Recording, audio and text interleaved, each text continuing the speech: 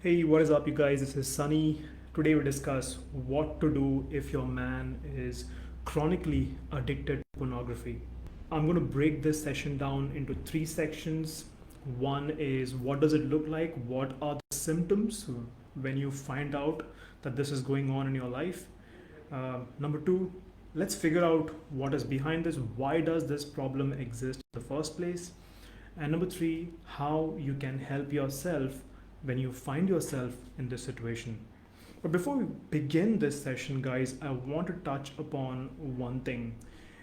When you come face to face with the moment of truth and you understand this is what is going on in your relationship, you find out that your man has an addiction problem with porn. There are two things that you do not want to do at any cost. Number one, you do not want to blame yourself.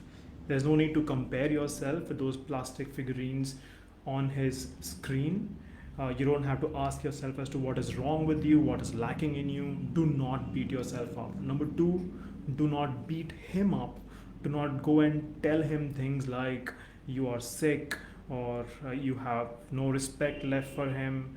Don't use morality, don't beat him down, don't ask him to get help, don't do any of that. Guys, that is like telling someone who is obese and having problems with compulsive eating disorder that sugar is bad and you are going to get diabetes and high blood pressure and heart disease. Don't eat this and that. That's extremely insensitive and it doesn't resolve anything. All it does is cause more anxiety. And guess what an addict does when he's anxious? He'll go back to exactly what gives him relief. And in your case, if your man is addicted to pornography, the more anxious you make him, the more he lean towards his escape, which is in this case pornography. So please don't do that. All right. Having said that, let's dive right in. Look at what does this look like? What are the symptoms of this problem in your life? One, if it looks like you don't have much passion or taste left in your sex, it seems very passionless, uninspiring sort of sex, then that's one symptom that there is a problem. If there is no initiative that is being taken by your man or very often, then and if you're the one who is always pretty much initiating this, then again that's an indicator. There are long gaps between two sessions, okay, and by long, you know what is your normal. It's just abnormally long, maybe days to weeks to months before you initiate it and he has no interest in it. So that's again another sign, another symptom. And of course, finally, notice when he is having sex with you. Observe his face. If he is, you find him closing his eyes very often, then he is in his head. And let me also put a word of caution here.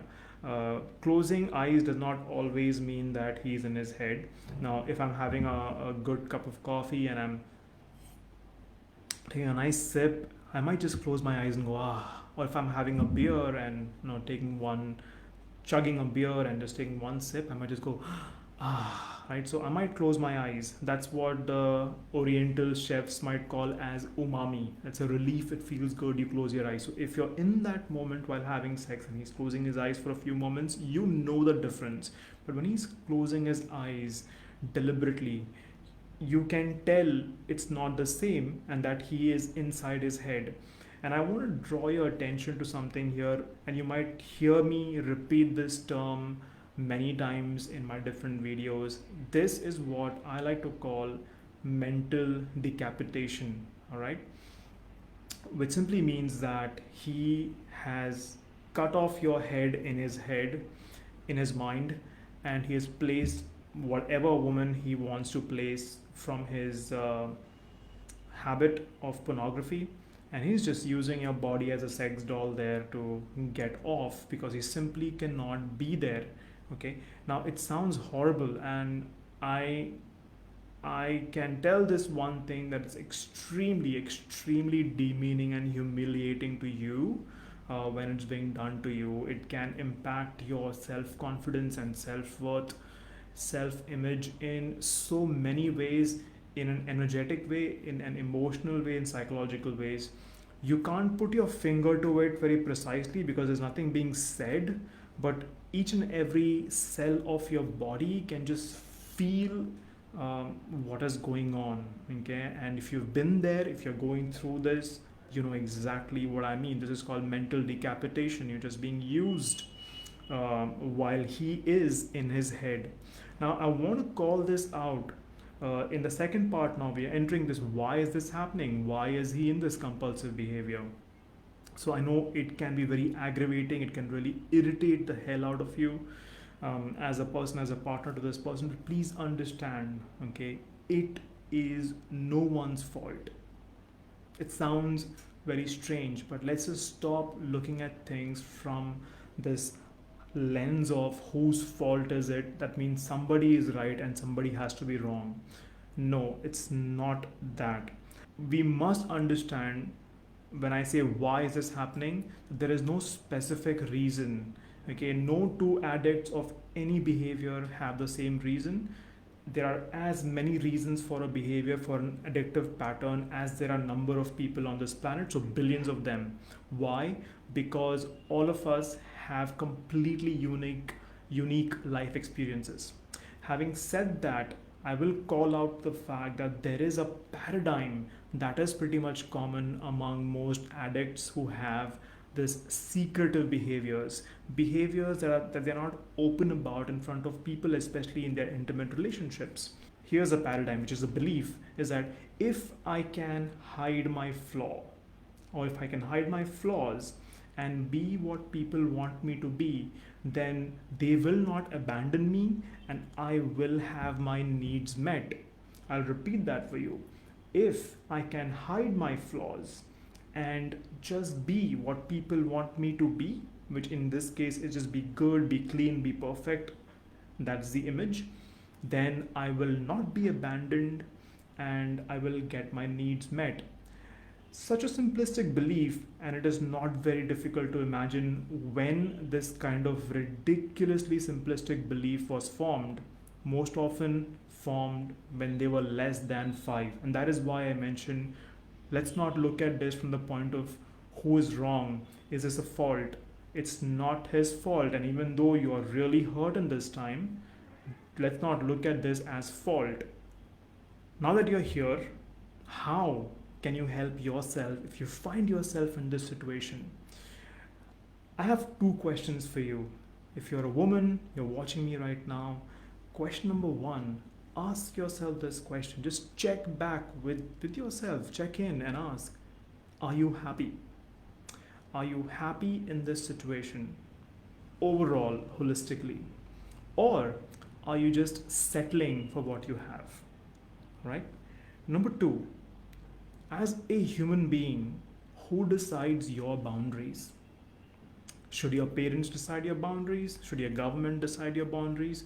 Should your spouse decide your boundaries? Should anybody else decide your boundaries, or should it be you?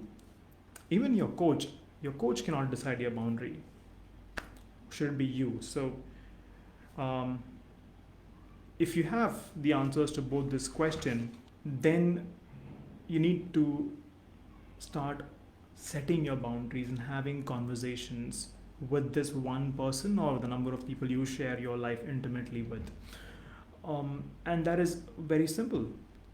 One thing that is clearly understandable is that this person definitely wants pleasure. If he is addicted to pornography, definitely maybe something kink, maybe fetish, whatever it is. It's okay to have a conversation as long as you don't bring in morality and the sense of right and wrong or who is at fault. But just opening up and inviting this person to say it's safe, you're not going to be abandoned, and we can look at meeting your needs, but can we have a conversation while I want to maintain the integrity of my own boundary as well as respect yours? Now, a good place to start as a resource that I could share with you is, if you are on Netflix, if you're watching Netflix, you can go and check out this series together. That could be a good conversation starter for both of you. The series is called as Sex, Love and Goop. fantastic resource. Please make the most of it. Not all of it might suit your sensibilities and background. That's totally fine. Take what works for you and have that conversation. If you want to explore this further with a professional, then there are many people out there. I am one of them. I work with individuals and couples to help them break through and have intimate conversations, intimate relationship that can go deeper without having to depend on externals like pornographic addiction. So I hope that this made sense to you. We've looked at the what, the why, and how of pornographic addiction and what you can do as a woman if you find that your man is addicted in this circle. The next session, I'm going to be discussing the question of, is porn addiction considered to be cheating in a relationship? So stay tuned and I'll get back on this question in the next session. Thanks so much for being with me, guys. Take care and stay ecstatic.